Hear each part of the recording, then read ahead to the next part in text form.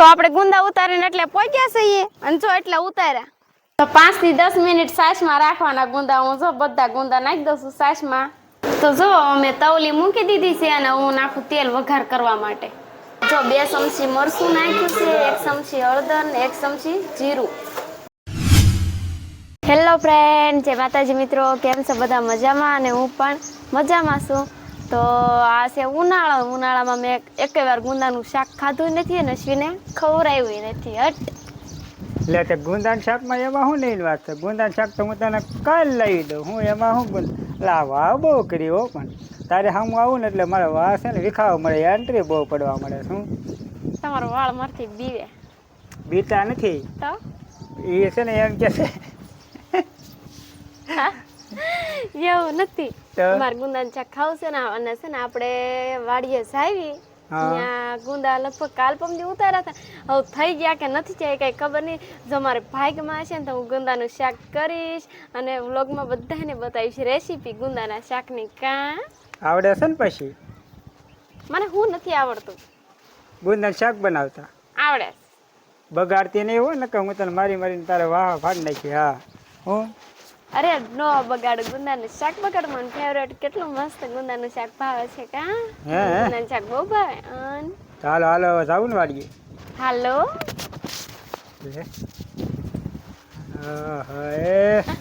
હાલ તો ફરીથી હાલ તો. વાહ ભાઈ વાહ, હું જોવા આવ્યો ને એથી મને ખબર નહોતી, નકર હું આવત જ નહીં, જોવા જ ન આવે. અગાઉ ખબર હોત કે આ ગાંડી સતત લાવત જ નહીં. તમારા ભાઈ ખુલ્લી ગયા એમ કેવા વ્લોગ વાળો તો કઈ કોઈ કમેન્ટ જ નથી કરતા. મારા ભાઈ ખુલ્લી ગયા એમ? તે નથી ખુલ્લા? તારા ભાઈ ખુલ્લી ગયા એમ કે તને આવો સલમાન ખાન જેખો અશ્વિન મળ્યો. એ માતાજી એટલે દયા આવી. દયા થાય ને પછી તમે બોલો એવું તે થોડું ઘણું લિમિટમાં બોલાય. ઉપર વાળો તો જોવે જ છે. બસ હવે મારે છે ને બહુ તમારા ફાકા નથી આપણે ગુંદાની માથે બેસીને જો કેમ કેવી રીતના બેઠા છે ને. ગુંદા લગભગ 15-20 ઉતાર્યા છે ને હજી આપણે ઉતારવાના બાકી છે અને આપણે ટીંગાઈ રહ્યા છે. હવે આ ગુંદો ભાંગે નહીં તો સારું, નકર હું જવાનો છું હેઠે અને દક્ષા ફાવી જવાની છે. કા અરે ના નો પડો એટલે વિશ્વાસ છે મને. એમ મારા કાકીને સબસ્ક્રાઇબ કરજો, લાઈક કરો, શેર કરો, સબસ્ક્રાઇબ કરજો. ફરી હું મામા છું. Bye bye. તો આપણે ગુંદા ઉતારીને એટલે પહોંચ્યા છીએ અને જો એટલે ઉતાર્યા. થેલી ભરી લીધી હો. પણ અરે આખી થેલી જ ભરી લેવાની ને, એમાં બસ કઈ ઘટવા દેવાય? હા તો હાલ મોડું થાય, આપણે જે ગુંદાનું શાક બનાવીને બતાવવાનું છે. ખબર ને રેસીપી ગુંદાના શાકની રેસીપી છે આજે. હે તો ચલો ના ઘર પાસ જઈએ. આપણે એવા ઘરે ને મેં લઈ લીધી છે વાટક્યામાં રાખ. કા હા અને જો સબલામાંથી કાઢીને હું બેહી ગઈ છું ગુંદાના ઠળિયા કાઢવા. શીકણા એટલે રાખ લેવાની ને એમાં પછી શીકણું બધું કાઢી નાખવાનું એમ? એટલે આમ આખા નહીં ફોડવાના, તો થોડાક જ ફોડવાના. આમ શું આંગળી જાય કે નહીં એવા આમ ઠળિયો કાઢવાનો જો આવી રીતના. બરાબર. પછી આ મૂક દેવાના. એ પાછા છે ને મીઠા ઓલું કોરું મીઠું આવે કે નહીં આપણે એ મીઠાના આંગળી બોળીને આમ ફેરવી દેવાની ચારે બાજુ, એટલે શીકાશ હોય એ બધી વહી જાય. ઓકે તો હારો હાલો ફટાફટ હારા કરી નાખું. કાઢી નાખું ઠળિયા. ગુંદા બધા હારા કરી નાખ્યા છે અને ઠળિયા પણ કાઢી નાખ્યા છે. બધા ફોડ નાખ્યા અને થઈ ગયું છે અંધારો. આ ગુંદા હારા કરતા બહુ વાર લાગે એટલે જો હવે તો હું મીઠાવાળા કરવા માંડીશું ફટાફટ. મીઠાવાળા કરવાના? હા, મીઠું અંદર આંગળી નાખીને હાથ ફેરવી નાખવાના એટલે શીકાશ બધી વહી જાય. ઓકે. તો 5 થી 10 મિનિટ સાસમાં રાખવાના ગુંદા. હું જો બધા ગુંદા નાખી દઉં છું સાસમાં પલાળી દેવાના એમ? હા. એનથી શું થાય? એનથી શીકાશ વહી જાય, એનથી ને મીઠાથી. તો હું કરું છું મસાલો તૈયાર. અત્યારે તો આપણે બટન લીધું છે ને મેં ભાંગી પણ નાખ્યું છે. એક બટન લેવાનું, પછી છે ને એમાં થોડાક ગાંઠિયા લેવાના. ગાંઠિયા નાખી દેવાના એમ ને? હા, કેરોસો આનો થોડોક જાડો થાય. તો મેં હાવ એટલે હાવ પેચી નાખ્યું છે બધું બરોબર. ગાંઠિયા ને બટન બે ભૂકો કરી નાખવાનો. હાવ એમ હાથે થઈ જાય. આ કાંઈ થોડું એટલું બધું કઠણ આવે. તો આમાં આપણે પેલા મીઠું થોડુંક જ સ્વાદ પ્રમાણે એમ.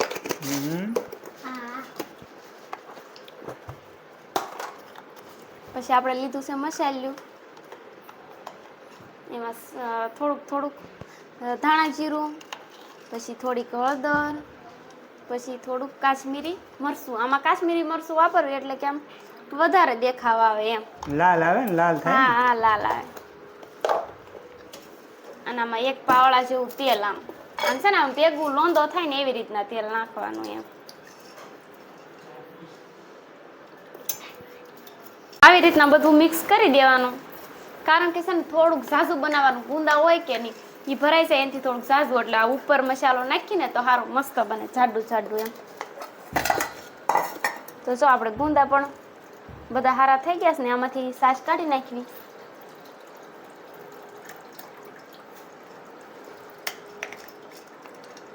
પછી સાસ કાઢી નાખી મેં. તો હું જો ધીમે ધીમે ગુંદા બધા ભરી વાળું. કા આ બધા પાછા ભરવાના?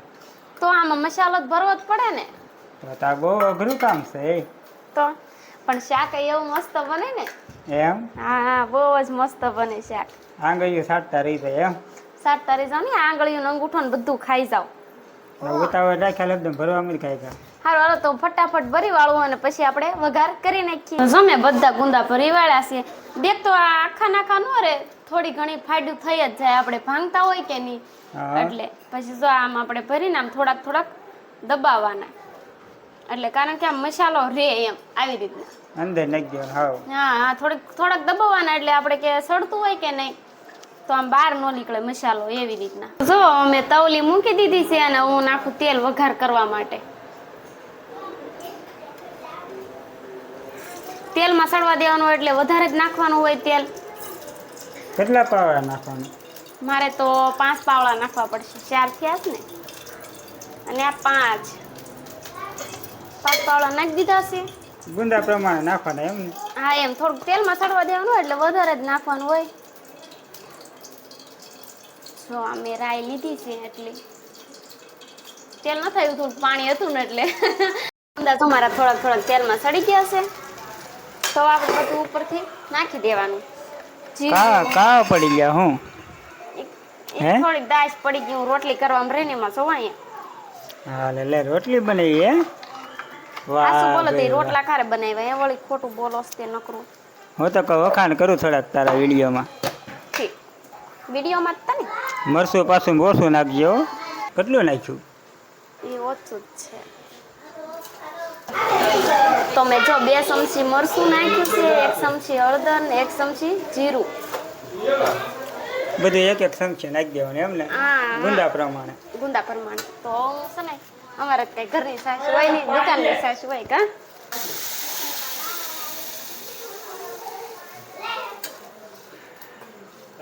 થઈ ગયો તૈયાર? ના, હજી તો વાર છે ભાઈ, તૈયાર નથી થયું. હે? વાર છે. એ તો પલ્લી ગયા છે ગરમીની. પલ્લી જાવ ને. થઈ ગયું છે પરફેક્ટ ગુંદાનું શાક. જો બધા મસ્તીનું બનાવ્યું. મેં જો બહુ જ મસ્ત ગુંદાનું શાક બનાવી નાખ્યું છે.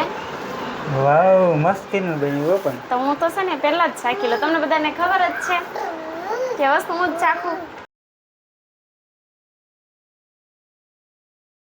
એકદમ મસ્ત, ખોટું નથી બોલતી.